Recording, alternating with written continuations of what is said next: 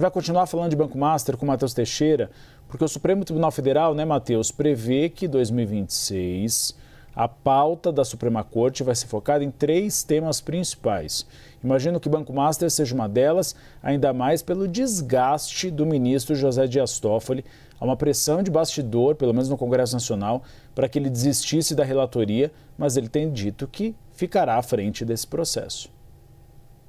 Exatamente, Uribe. Justamente por essa resistência do ministro Dias Toffoli e pelo alcance que esse caso tem ganhado, é que a previsão aí nos bastidores do Supremo é que o Banco Master não saia do noticiário e não saia da pauta do Supremo tão cedo. Assim como o Banco Master, a questão do INSS, do desvio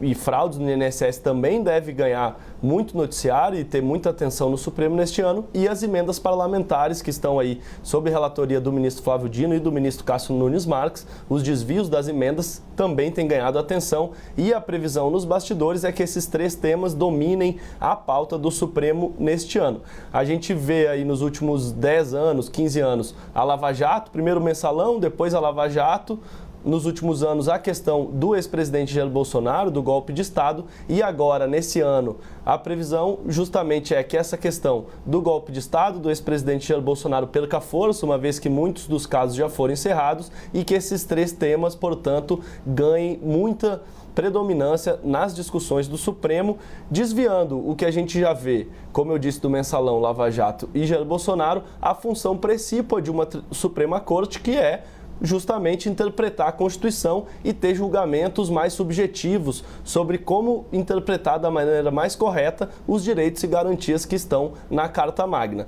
Mas a gente sabe que o desenho da Constituição brasileira, lá de 1988, também deu poderes criminais para o Supremo, como revisor de todos os processos criminais do Brasil, e também pelo foro privilegiado que atrai para a Suprema Corte a competência para julgar políticos com mandato eletivo. Então, a gente tem nesse ano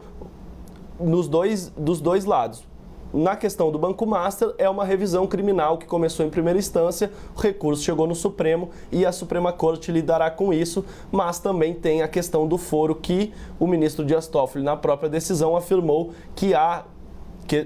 políticos com mandato que estão também neste caso, e por isso o Supremo tem que lidar com isso. O caso do INSS não é diferente, e o das emendas parlamentares principalmente, porque lida justamente dos deputados e senadores e como é essa alocação dos recursos que os deputados e senadores têm direito. Portanto, a gente deve ter um 2026, um ano eleitoral,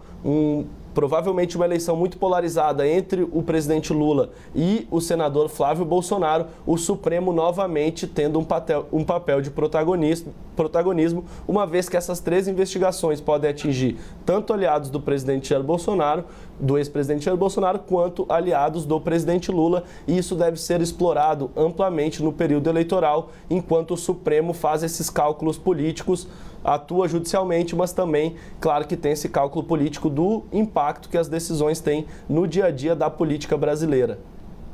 A agenda de contatos de Daniel Vorcaro, que causa arrepios aqui em Brasília. Qualquer ministério, qualquer gabinete em que você vai discutir o assunto, eles dizem, olha, ele tinha ligação da direita à esquerda. Muita gente implicada e uma preocupação imensa com isso. Por isso que a CPI do Banco Master ainda não houve uma decisão de Davi Alcolumbre, se vai instalar ou não. Ele deve consultar o colégio de líderes. Mas isso pode causar estrago em muita candidatura, né, Matheus?